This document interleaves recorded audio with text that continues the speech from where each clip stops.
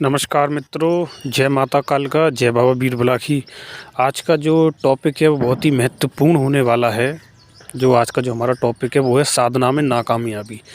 बहुत लोगों ने मुझसे जो पूछा है कि गुरुजी हम जो है सेवा कर रहे हैं, साधना कर रहे हैं, लेकिन हम कामयाब नहीं हो पा रहे हैं, हमें नाकामयाबी हाथ जो है लग रही है। जिस तरह से हम कामयाबी जो चाहते हैं ना, हमें कोई अनुभव हो रहा साधना के दौरान और साधना करने के बाद भी ना हमारा कोई कार्य हो रहा, हमें कुछ महसूस ही नहीं हो रहा। तो मित्रों, अगर आप साधना के क्षेत्र में हैं तो ये वीडियो आपके लिए होने वाली है और जानकारी के लिए भी ये वीडियो आपके लिए जो अच्छी साबित होगी। तो आइए जानने की कोशिश करते हैं मित्रों, ऐसा क्यों। अगर मेरी वीडियो आपको अच्छी लगे तो चैनल को लाइक करें, सब्सक्राइब करें, शेयर करें। देखिए मित्रों, साधना जो है, हम जब किसी भी साधना को करते हैं तो इसके कुछ नियम होते हैं।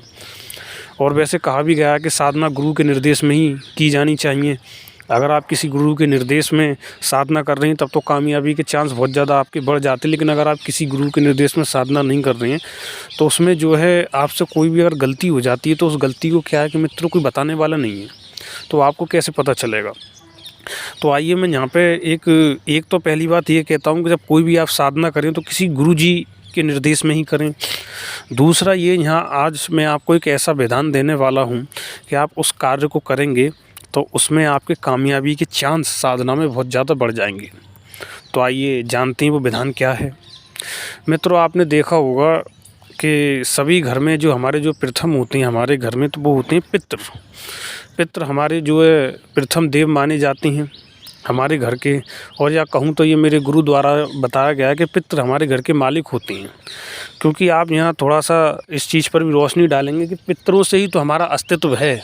अगर पितृ ही ना होते तो मित्र हम ना होते, और जब हम ही ना होते तो फिर देवी देवताओं को कौन पूछता, जब हमारे पितृ ही नहीं होते तो पितृ जो हैं हमारे घर के मालिक होते हैं। तो मित्रों, हमें चाहिए कि सर्वप्रथम हम किसी प्रकार की सिद्धि साधना करते हैं तो हमें अपने पितरों को मनाना परम आवश्यक है, जिससे कि हमारे पितृ खुश होकर हमें आशीर्वाद दें। ये बिल्कुल वैसा ही हो गया कि आप नया बिजनेस, रोजी रोज़गार को धंधा खोलने वाले हैं, थोड़ा पैसा आपके पास में है, लेकिन आपने अपने पिताजी से आशीर्वाद नहीं लेना, आपने पिताजी से पूछना उचित समझा। जबकि पिताजी उस कार्य को पहले ही कर चुके हैं, उस काम को उनको अच्छी नॉलेज है, लेकिन आपने पूछना उचित नहीं समझा और आप व्यापार में घाटा खा गए। ये मतलब एक जानकारी देने के लिए मैं अपनी भाषा में आपको समझा रहा हूँ, आप समझ पा रहे होंगे मैं क्या कहना चाह रहा हूँ। तो इसी प्रकार से मित्रों, कोई भी सिद्धि साधना या कार्य करने से पहले आपको अपने पितरों को मनाना है। अब पितरों को कैसे मनाना है, आप 5 अमावस्या पितरों की सेवा कर लें। 5 अमावस्या आपको पितरों की सेवा कैसे करनी है, इसकी जानकारी सभी लोग वैसे रखते हैं। जिनको जानकारी नहीं है तो पितृ वाला जो है वीडियो यूट्यूब पे मेरा है, आप उसको जो देख सकते हैं। अब जब 5 अमावस्या आप पितरों की जो सेवा कर लेंगे तो उसके बाद मित्रों यहीं कार्य ख़त्म नहीं हो जाता है, आपको एक सेवा और करनी है। पितरों के बाद जो नंबर आता है मित्रों, वो आता है हमारी घर की कुल देवी का। क्योंकि कुल देवी का तो कार्य ही होता है कुल को चलाना, ठीक है। धन समृद्धि, रोजी रोजगार, संतान प्राप्ति, ये सब कुल देवी के ही तो कार्य हैं। तो सबकी कुल देवियाँ अलग होती हैं, तो जिन जिन की जो भी कुल देवी हैं तो वो अपनी कुल देवियों को मनाएं।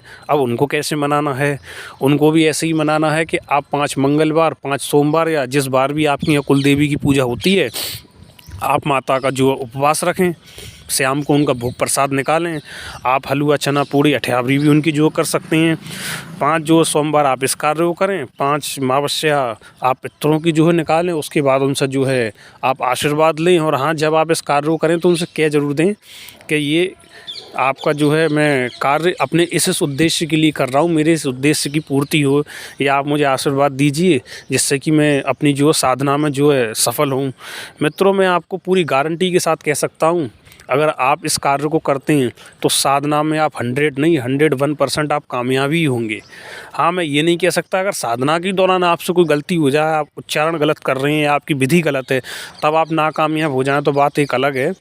वरना इस कार्य को करने के बाद सर्वप्रथम एक सुरक्षा चक्र भी बन जाता है, ठीक है। दूसरी बात, आपको वैसे माहौल में भी धीरे धीरे आप ढलते हैं, आपको आदत पड़ जाती है। ये मैं उन लोगों के लिए बता रहा हूँ जो सर्वप्रथम साधना की शुरुआत करते हैं, जिन्होंने पहले कभी कोई साधना नहीं की है। और ये मैं उन लोगों के लिए भी बता रहा हूँ जो साधना में कई बार नाकामयाब हो गए हैं, जो ये समझते हैं कि हमने तो पहले बहुत पूजा पाठ कर ली, अब हमें पितरों की और कुल देवी करने की क्या आवश्यकता, हम तो डायरेक्ट किसी मंत्र को पढ़ करके कोई भी साधना कर लेंगे। तो मित्रों, मैं आपको यही बता दूँ, अगर पितृपक्ष और कुल देवी नाराज़ हो जाएँ तो आप जो साधना करते हैं तो आपकी साधना साधना ऊर्जा शक्ति से जो देवी देवता आपकी तरफ खिंच के आता है ना, उसको पितृ और कुल देवी ही मिलकर रोक देते हैं।